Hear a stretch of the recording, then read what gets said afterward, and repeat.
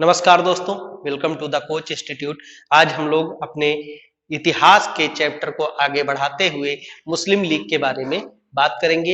इससे पहले हमने कांग्रेस की स्थापना, भारत में स्वदेशी आंदोलन एवं बंगाल विभाजन तथा भारत में क्रांतिकारी राष्ट्रवाद के प्रथम चरण को पढ़ा।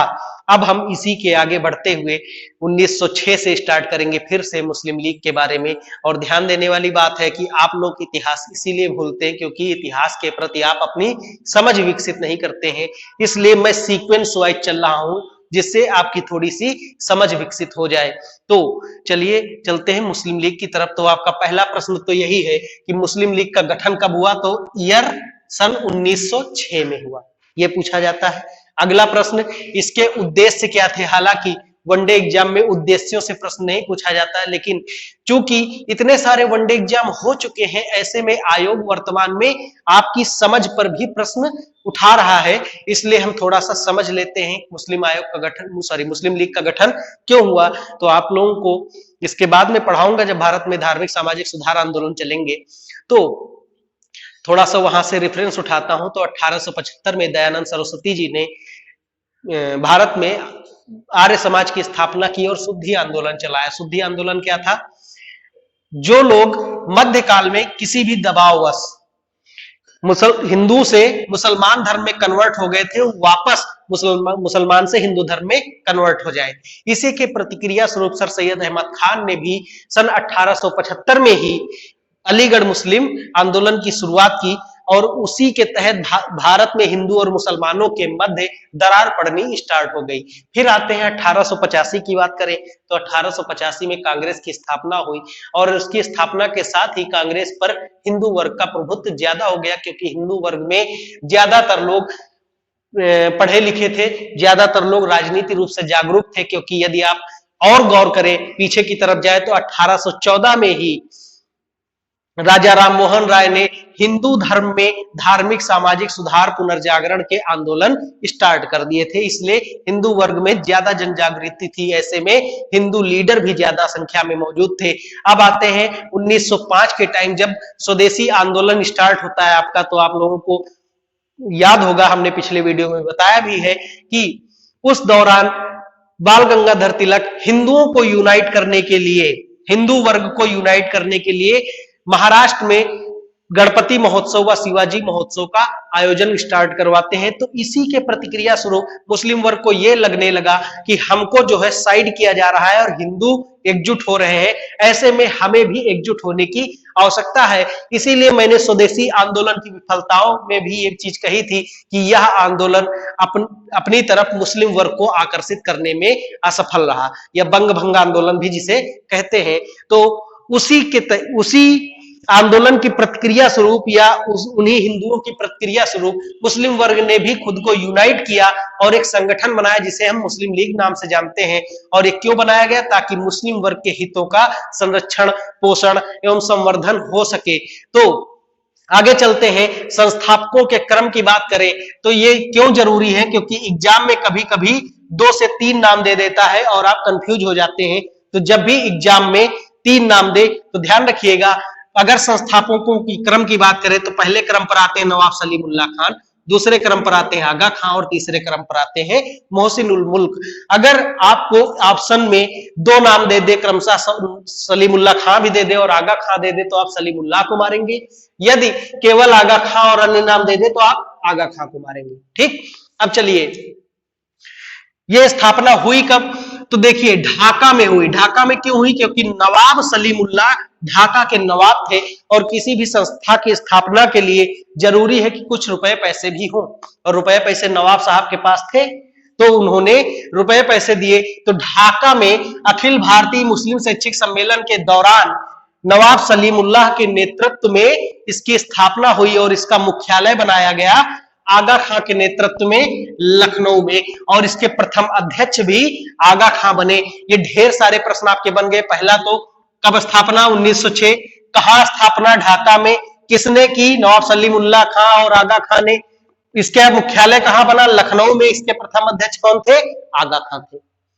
ठीक, आप लोगों को मैं प्रश्न ऐसे करा रहा हूं, नहीं तो जो वर्तमान में वीडियो चल रहे हैं वो कैसे कराते हैं, फटाफटाए वो प्रश्न बोलते गए, टिक मारते गए और उसमें मजा आता रहता है, बढ़िया लेटे लेटे आराम से देख रहे हैं, मजा आता रहता है, लेकिन आप भूल जाते हैं।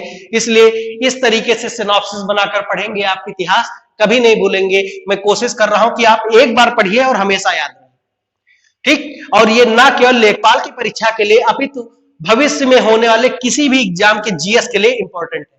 तो यूपीपी वाले हों, चाहे पीसीएस वाले हों, चाहे आरओ वाले हों, सभी लोग ये वीडियो देख सकते हैं। तो चलिए, जो मैंने नोट लिख रखा है ये बड़ा इंपॉर्टेंट है कि अक्टूबर 1906 में, ईयर इंपॉर्टेंट नहीं है।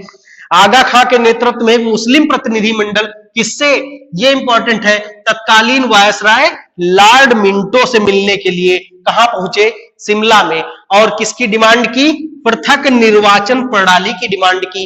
ये इंपॉर्टेंट है। देखिए शिमला में मिलने क्यों गए, क्योंकि अंग्रेज भारत की गर्मी को बर्दाश्त नहीं कर सकते थे, ठीक, न यहाँ की गर्मी को, न यहाँ के गर्म खून को।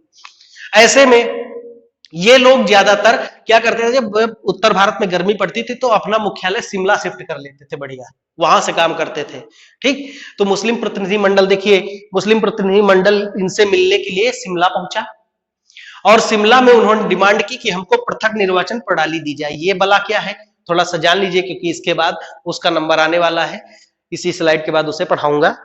तो पृथक निर्वाचक मंडल ये होता था कि किसी भी विधानसभा क्षेत्र में, मान लीजिए जो आज विधानसभा क्षेत्र होते हैं, तो विधानसभा क्षेत्र में मुसलमान ही चुनाव लड़े और उसे वोट भी क्या कौन दे, मुसलमान वोट दे, हिंदू वोट भी ना दे, यानी अन्य वर्ग, अन्य धर्म के लोग उसे वोट भी ना दे, मुसलमान चुनाव भी लड़े और मुसलमान वर्ग ही उसे वोट दे, ताकि विधानसभाओं में या केंद्रीय विधानसभाओं में मुस्लिम का प्रतिनिधि पहुंच पाए और वह मुस्लिम वर्ग के हितों की बात कर सके।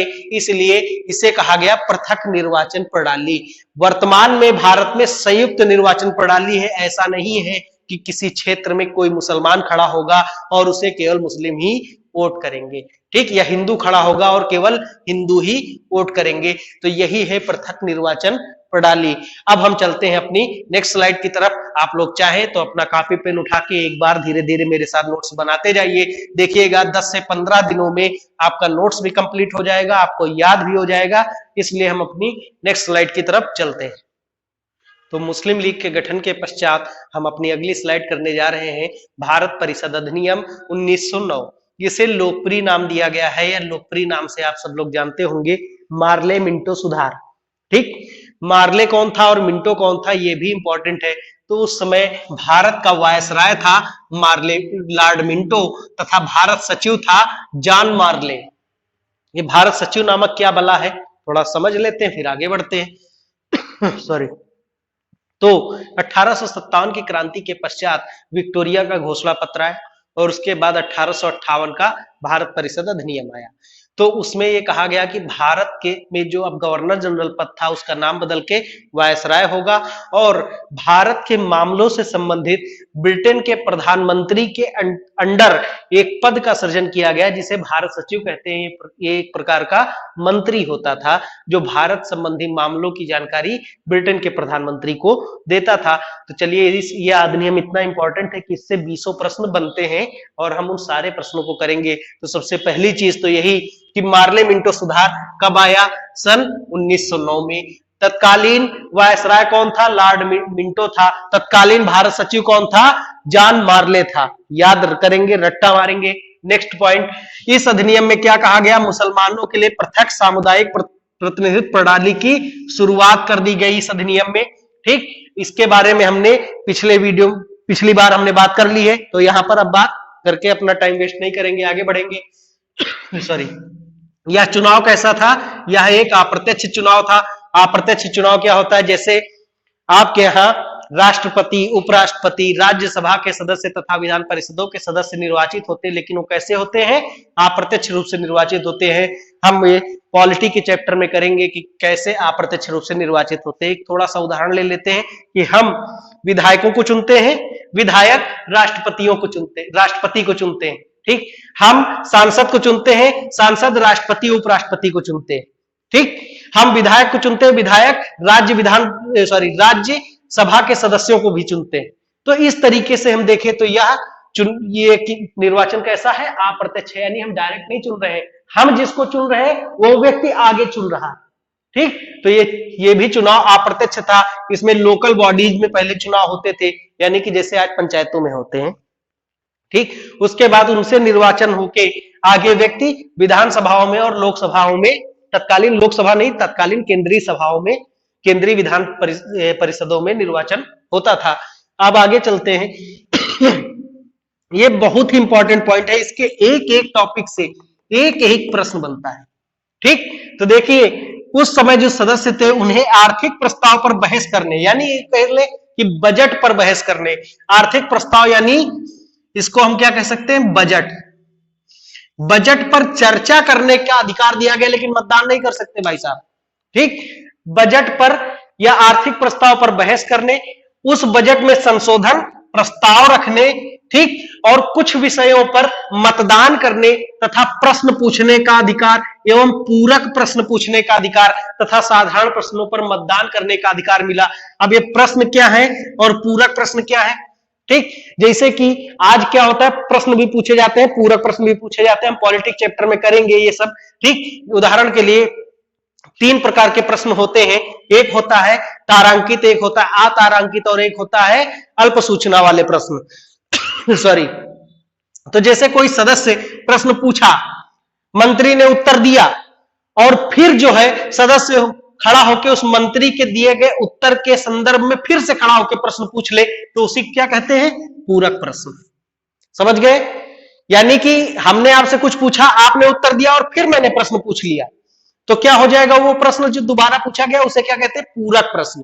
ठीक, आगे बढ़ते हैं। पहली बार, ये बहुत इंपॉर्टेंट पॉइंट है, मोस्ट इंपॉर्टेंट है, पहली बार किसी एक भारतीय को गवर्नर जनरल या यूं कहे वायसराय की कार्यकारिणी में नियुक्त किया गया। ठीक, ये गवर्नर जनरल शब्द यहां पर थोड़ा गलत हो जाएगा, यहां पर कह सकते हैं वायसराय। ठीक, वायसराय की कार्यकारिणी में नियुक्त किया गया। वायसराय की कार्यकारिणी में पहला भारतीय कौन नियुक्त हुआ, सत्येंद्र प्रसन्न सिन्हा, प्रसाद नहीं है, ध्यान रखिएगा, क्या नाम है, सत्येंद्र प्रसन्न सिन्हा, विधि सदस्य यानी कानून मंत्री के रूप में वायसराय की कार्यकारिणी में नियुक्त होने वाले पहले भारतीय हैं। ये रट्टा मारेंगे सत्येंद्र प्रसन्न सिन्हा जी को, इनका प्रश्न लगातार पूछा गया है। नेक्स्ट पॉइंट, इस अधिनियम द्वारा चुनाव प्रणाली सिद्धांत को भारत में पहली बार स्वीकार किया गया। ठीक, स्वीकार किया गया, और पहली बार इंट्रोड्यूस कब हुआ था, 1892 का भारत परिषद अधिनियम। हम इसे बाद में एक बार सारे के सारे अधिनियम करेंगे, तब करेंगे, चूंकि ये इंपॉर्टेंट ज्यादा है इसलिए मैं इसे यहीं पर कराए दे रहा हूं। ठीक,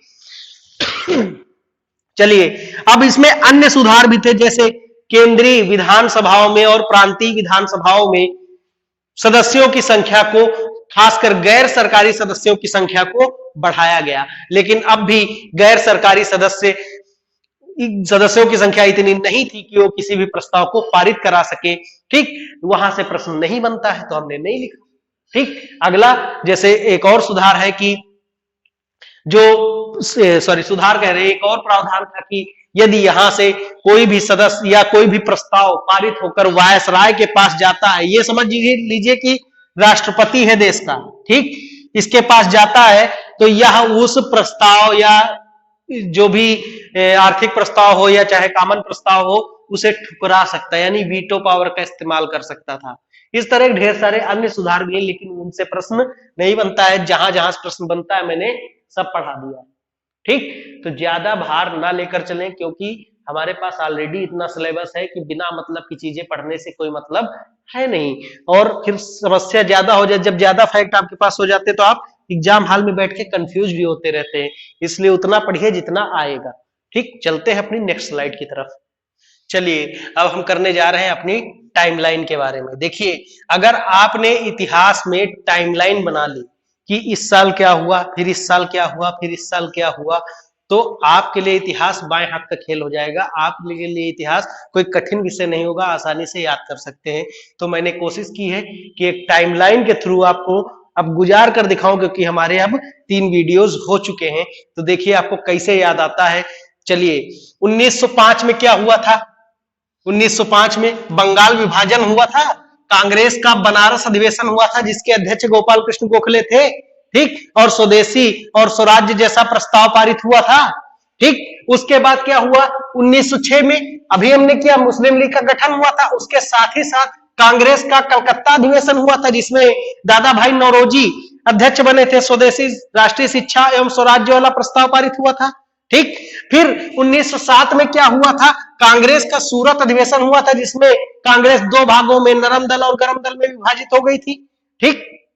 अब देखिए 1909 में क्या हुआ था, मार्ले मिंटो सुधार, जो अभी हमने किया मार्ले मिंटो सुधार हुआ था। यह कथन इंपॉर्टेंट है, महात्मा गांधी ने असहयोग आंदोलन के दौरान कहा था कि मार्ले मिंटो सुधारों ने हमारा सत्यानाश कर दिया, ठीक। यह प्रश्न पूछा जा सकता है किसने कहा था, ये आपका वाक्य दे देगा, मार्ले मिंटो सुधारों ने हमारा सत्यानाश दे दिया, निम्नलिखित में से यह कथन किसका है, तो अब क्या मारेंगे, महात्मा गांधी का है। अब आगे आइए 1911-12 की बात करें तो क्या हुआ, उस समय राजधानी परिवर्तन हुआ। पहले भारत की राजधानी क्या थी, कलकत्ता थी, उसके बाद क्या बन गई, दिल्ली बनाई गई। राजधानी परिवर्तन की घोषणा हुई 1911 में और परिवर्तित हुई 1912 में, ठीक।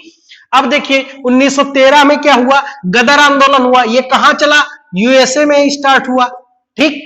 कैलिफोर्निया में, सैन फ्रांसिस्को में, यूएसए में। कैलिफोर्निया कहां पड़ता है, अमेरिका के पश्चिमी क्षेत्र में पड़ता है, यह भी प्रश्न आईएएस ने एक बार पूछा है, ठीक।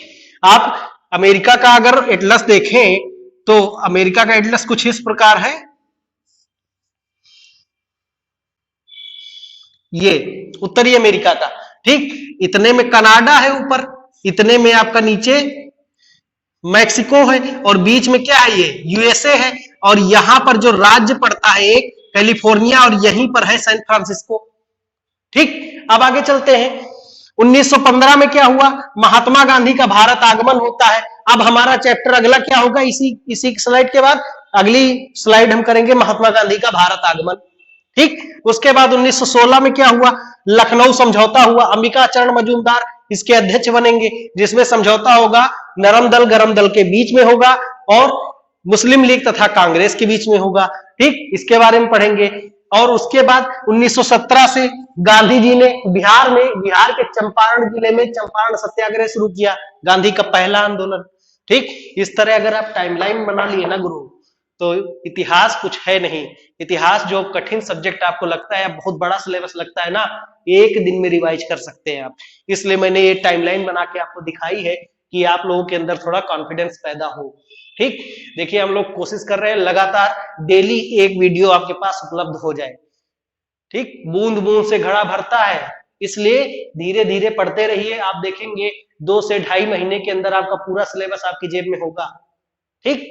चलिए चलते हैं। तो अब हमारा अगली स्लाइड क्या होनी चाहिए, महात्मा गांधी का भारत आगमन। तो आप कहेंगे इसमें क्रांतिकारी राष्ट्रवाद तो बढ़ा ही नहीं, तो भैया क्रांतिकारी राष्ट्रवाद की टाइमलाइन भी आप बना सकते हैं, इसी तरह बना लीजिए, कम से कम एक बार प्रयास तो कीजिए किस सन में क्या हुआ था, ठीक। तो अब हमारा अगला टॉपिक होगा महात्मा गांधी का भारत आगमन। चलिए चलते करते हैं। तो आते हैं अपने अगले टॉपिक पर, महात्मा गांधी का भारत आगमन। चूंकि गांधी कोई भी आयोग हो सबसे लोकप्रिय रहते हैं, ऐसे में गांधी से प्रश्न बनना लगभग तय रहता है, इसलिए हम गांधी को एक बार में ही समाप्त कर लेते हैं। इनसे संबंधित जितने भी फैक्ट हैं मैंने सारे के सारे लिख दिए हैं। अब इन फैक्ट को आपको पढ़ना कैसे है, मैं कहानी बताता जाऊंगा, आप सुनते जाएंगे और उसी को दोहराते जाएंगे, या एक बार अपने नोट्स में फैक्ट लिख लीजिए और एक बार में ही गांधी समाप्त, ठीक। चलिए देखते हैं। तो गांधी जी का नाम क्या है, मोहनदास गांधी। गांधी जी का नाम क्या है, मोहनदास गांधी। पूरा नाम मोहनदास करमचंद गांधी, जैसे वो फिल्म नहीं है जिसमें अमिताभ बच्चन कहता है कि नाम विजय चौहान, पूरा नाम विजय दीनानाथ चौहान, वही हाल, ठीक। महात्मा गांधी पूरा नाम मोहनदास गांधी, पूरा नाम मोहनदास करमचंद गांधी। तो इसका मतलब पिता का नाम क्या होगा, करमचंद गांधी। माता का नाम था पुतलीबाई। इनका जन्म हुआ 2 अक्टूबर 1869। 2 अक्टूबर क्या है, राष्ट्रीय अवकाश है। भारत के 3 राष्ट्रीय अवकाश है, 15 अगस्त, 26 जनवरी और 2 अक्टूबर। तो 2 अक्टूबर 1869 को जन्म हुआ और मृत्यु कब हुई, 30 जनवरी 1948 को 78 वर्ष की आयु में। किसने गोली मारी थी, नाथूराम गोडसे ने गोली मारी थी, उसके कारण 30 जनवरी 1948 को महात्मा गांधी जी की मृत्यु हो गई। अब आगे चलते हैं। देखिए, दक्षिण अफ्रीका में गांधी जी ने अपने जीवन के 21 वर्ष गुजारे थे, तो वहां से भी प्रश्न बनते हैं। जो 21 साल कहीं रहे हैं तो कोई ना कोई काम किए होंगे, तो उन कामों से प्रश्न बनते हैं। तो आपका पहला प्रश्न क्या बनता है कि दक्षिण अफ्रीका गए किस लिए थे?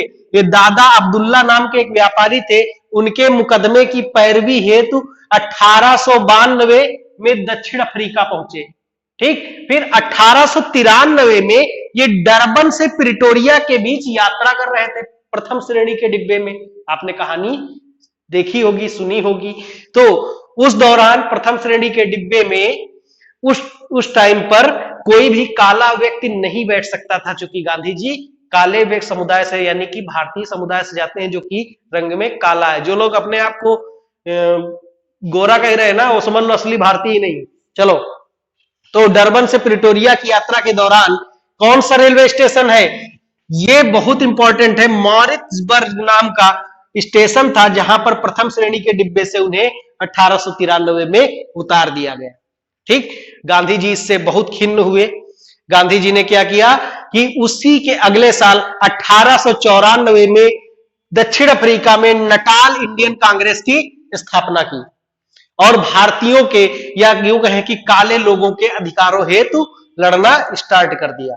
ठीक, अब आगे देखिए, जुलू व बोअर पदक कब मिला इन्हें? 1899 में ब्रिटिश सरकार ने जुलू व बोअर पदक, दोनों के नाम याद रखेंगे, जुलू व बोअर मेडल इन्हें 1899 में दिया गया। उसके बाद 1904 में इन्होंने डरबन में फीनिक्स आश्रम की स्थापना की तथा 1910 में जोहान्सबर्ग में टॉलस्टॉय फर्म की स्थापना की। ठीक, और गांधी जी जो सबसे ज्यादा प्रभावित रहे जिस पुस्तक को पढ़ने के पश्चात, उस पुस्तक का नाम था जॉन रस्किन की पुस्तक है अनटू दिस लास्ट। यहां पर मैं कोई विशेष रूप से अंडरलाइन नहीं कर रहा हूं, क्योंकि पूरे के पूरे फैक्ट आपके लिए इंपॉर्टेंट। ठीक, अनटू दिस लास्ट। अब ये प्रश्न अभी तक नहीं पूछा है कि Gandhi ji unto this last पुस्तक से प्रभावित थे। ठीक, तो वो पुस्तक आधारित किस पर है? तो ये पुस्तक अर्थव्यवस्था पर आधारित है। ठीक, अब आगे अन्य फैक्ट पर आते हैं। देखिए, गांधी जी भारत कब आए? 9 जनवरी 1915। ये तारीख याद रखेंगे, क्योंकि इसी तारीख को वर्तमान में भारतीय प्रवासी दिवस मनाया जाता है। क्या मनाया जाता है? भारतीय प्रवासी दिवस। ठीक, अब गांधी जी भारत जब 9 जनवरी 1915 को आए, तो एक प्रश्न और मैं बना देता हूं, कहां पर उतरे थे? बंबई बंदरगाह पर उतरे। और कौन से जहाज से आए थे ये भी लिख देता हूं, एसएस सुदीव नामक जहाज से आए। ठीक, क्योंकि जब गांधी जी अभी गोलमेज सम्मेलन के लिए जाएंगे तो उस जहाज का नाम पूछा था, तो वो था राजपुताना नामक जहाज। ठीक, और ये क्या है? एसएस सुदीव। अभी तक ये प्रश्न नहीं बना है, हो सकता है बन जाए। ठीक, अब देखिए, बंबई आए, इससे पहले गांधी जी एक बार और भारत आ चुके थे और उन्होंने कांग्रेस के अधिवेशन में पहली बार शामिल हुए थे। उस अधिवेशन में शामिल हुए थे। ये अधिवेशन था 1901 का कलकत्ता अधिवेशन। इसलिए आपसे प्रश्न पूछ सकता है, सेंटेंस बनाकर भी दे सकता है, या प्रश्न ऐसे पूछ सकता है, गांधी जी कब, सीधा प्रश्न है, गांधी जी कब पहली बार कांग्रेस के अधिवेशन में शामिल हुए? तो 1901 के कलकत्ता अधिवेशन में। चूंकि देखिए सन कौन सा है? 1901। ठीक, और इन्हें पदक कब मिला? 1899। पदक कब मिला था? क्यों मिला था? क्योंकि दक्षिण अफ्रीका में जो मैरिज एक्ट था, उसमें गांधी जी के दबाव में ही अंग्रेजों ने संशोधन किया था। परिणाम था गांधी जी को एक प्रतिष्ठा मिल चुकी थी, ये व्यक्ति कुछ ना कुछ आंदोलन या कुछ ना कुछ कर सकने योग्य है। ऐसे में जब भारत आए तो उन्हें तुरंत कांग्रेस के अधिवेशन में बोलने का मौका दिया गया और कांग्रेस के अधिवेशन में वो शामिल हुए। ठीक, उसके बाद वो फिर दक्षिण अफ्रीका चले गए। यहां पर आप समझ सकते हैं कि डरबन में फीनिक्स आश्रम की स्थापना कब हो रही? 1904 में। तो कलकत्ता अधिवेशन में हिस्सा लेने के पश्चात वो फिर से दक्षिण अफ्रीका चले गए, जहां पर 1904 में फीनिक्स आश्रम की स्थापना की और फिर 1910 में टॉलस्टॉय फर्म की स्थापना की। आगे चलते हैं, कांग्रेस की पहली बार अध्यक्षता कब की थी? तो ये अध्यक्षता की थी बेलगांव अधिवेशन 1924, कर्नाटक। रट्टा मारेंगे। ठीक, अब देखिए, गांधी जी जैसे 9 जनवरी 1915 को बंबई बंदरगाह पर ऐसे सुदीव नामक जहाज से उतरे, तुरंत अंग्रेजों ने लालच पकड़ाया ताकि गांधी उनके पक्ष में आ जाए। तुरंत लालच क्या दिया, ब्रिटिश सरकार ने एक उपाधि दे दी, केसरे हिंद। और तारीख देखिए, सेम तारीख है, 9 जनवरी 1915 को ही उपाधि दे दी। ठीक, आगे चलते हैं। इनका प्रिय भजन कौन सा था, वैष्णो जन को तेने कहिए रे पीर पराई जाने रे। तो ये इसके रचनाकार भी पूछे जा सकते हैं। ठीक, ये प्रसिद्ध संत हैं नरसिंह मेहता जी, प्रसिद्ध गुजराती संत हैं जो कि श्री कृष्ण जी का भजन लिखते थे। तो भजन लिखते क्या थे, संत हैं तो भजन गाते भी थे। तो नरसिंह मेहता जी ने इस भजन को लिखा है, वैष्णो जन को तेने कहिए रे पीर पराई जाने रे। ठीक, अब आगे चलते हैं। इनके राजनीतिक गुरु कौन है, गोपाल कृष्ण गोखले जी हैं। जैसे जहाज से उतरे, ठीक, गोखले, अंग्रेजों ने इन्हें केसरे हिंद की उपाधि दी और ये जाके गोपाल कृष्ण गोखले जी से मिले। और गोपाल कृष्ण गोखले जी ने कहा कि आपको भारत में आंदोलन करना चाहिए, नेतृत्व करना चाहिए। ठीक, सॉरी, गोपाल कृष्ण गोखले जी काफी वृद्ध हो चुके थे उस दौरान तक, और उसी के 1 वर्ष बाद उनकी मृत्यु भी हो गई। तो गांधी जी ने कहा ठीक है, हम करेंगे आंदोलन। तो गोखले जी ने कहा कि आंदोलन करने से पहले आप भारत को जानिए। ठीक, इसलिए 1915 में जब भारत, देखिए जनवरी में ही आ गए, जब आए तो उन्होंने 1 वर्ष तक पूरे भारत का भ्रमण किया और देखा कि भारत में अधिकांश जगह पर लोग एक ही धोती, एक ही लकुटी में अपना जीवन व्यतीत कर रहे हैं। खाने को खाना नहीं, पहनने को कपड़ा नहीं, रहने को घर नहीं है। उसी के बाद गांधी जी ने अपना जो सूट बूट, गांधी जी बढ़िया बाकायदा सूट बूट पहनते थे, अच्छा टाई वाई लगाते थे, ऐसे नहीं फकीर बने घूम रहे थे। ठीक, तो मैं कहा था, सॉरी, हाँ, तो गांधी जी 1 वर्ष तक भारत घूमे और उसके बाद जब उन्हें भारत की गरीबी का एहसास हुआ तो उन्होंने अपने सारे वस्त्र त्याग दिए और कहा जब तक देश आजाद नहीं हो जाता मैं एक ही धोती पहनूंगा और उसी को इस्तेमाल करूंगा। तो आप लोग देखे होंगे गांधी जी का फेमस चित्र, एक धोती पहने और उसी को ओढ़ लेते थे, आधी पहनकर आधी ओढ़ लेते थे। समझ गए होंगे। चलिए आगे चलते हैं। इनकी आत्मकथा, ये राजनीतिक गुरु का प्रश्न कई बार आया। गोपाल कृष्ण गोखले कैसे थे, ये उदारवादी नेता हैं। ठीक, उदारवादी नेता हैं जो कि हिंसा में विश्वास नहीं रखते हैं। ठीक, इनकी आत्मकथा क्या है, आत्मकथा का नाम the story of my experiment with truth, सत्य के साथ मेरे प्रयोग नाम से किताब आती है। आशा करता हूं आप लोग इसे पढ़ेंगे भी, एक बार पढ़िए, बहुत अच्छी किताब है। ठीक, ये गांधी जी के प्रमुख समाचार पत्र, इनसे भी लगातार प्रश्न आए हैं। तो देखिए, इंडियन ओपिनियन इन्होंने 1903 में निकाला था। 1903 में दक्षिण अफ्रीका में थे गांधी जी। ठीक, तो ऐसे में ये कहां निकला होगा, दक्षिण अफ्रीका में अखबार निकाला था। नवजीवन गुजराती में अखबार निकाला था, गुजराती भाषा में। द यंग इंडिया अंग्रेजी भाषा में सन 1919 में निकाला था। और हरिजन 1932 में निकाला था। हरिजन हम पढ़ेंगे आगे, पूना पैक्ट पढ़ेंगे, अंबेडकर जी के साथ गांधी जी का हुआ था, जिसमें अंबेडकर जी ने कहा था गांधी क्षणिक भूत की भांति धूल उठाते हैं, उसके बाद शांत हो जाते हैं। तो गांधी जी ने उसी के बाद all India anti untouchability league की स्थापना की थी, जिसके प्रथम अध्यक्ष थे घनश्याम दास बिरला, और उसी 1932 में की थी। और 1933 में ही उसका नाम बदलकर हरिजन सेवक संघ कर दिया गया था। खैर कहानी बाद की है, हम बाद में करेंगे, अपने सीक्वेंस से करेंगे जैसा कि हमने पहले बना रखा है। तो गांधी जी के प्रमुख समाचार, इंडियन ओपिनियन, नवजीवन, यंग इंडिया और हरिजन, ये याद रखेंगे। यंग इंडिया है गांधी जी का और न्यू इंडिया है, new India, young India Gandhi ji का और न्यू इंडिया याद रखेंगे किसका है, एनी बेसेंट जी का। ये रट्टा मार लेंगे क्योंकि यहां पर कंफ्यूजन हो जाता है एग्जाम में, यंग इंडिया की न्यू इंडिया। न्यू इंडिया आपका है एनी बेसेंट जी का और यंग इंडिया है गांधी जी का। तो ये सारे फैक्ट थे जो महात्मा गांधी से आते हैं और इन्हीं से लगातार प्रश्न पूछे जाते हैं। एक बार आप चाहें तो स्क्रीनशॉट ले लें। मेरी तो यही इच्छा होगी कि आप लोग इसका एक नोट्स बनाते चलिए मेरे साथ, पूरा का पूरा इतिहास आपके पेट में, गारंटी। ठीक, इसलिए आप स्क्रीनशॉट ले लीजिए। फिर हम मिलते हैं नेक्स्ट क्लास में, क्योंकि ये वीडियो में लंबा नहीं करना चाहता। ऑलरेडी आपने इतने सारे फैक्ट पढ़ लिए। तो आज हमने क्या पढ़ा, आप स्क्रीनशॉट ले लीजिए, मैं साइड से बोल देता हूं। आज हमने पढ़ा है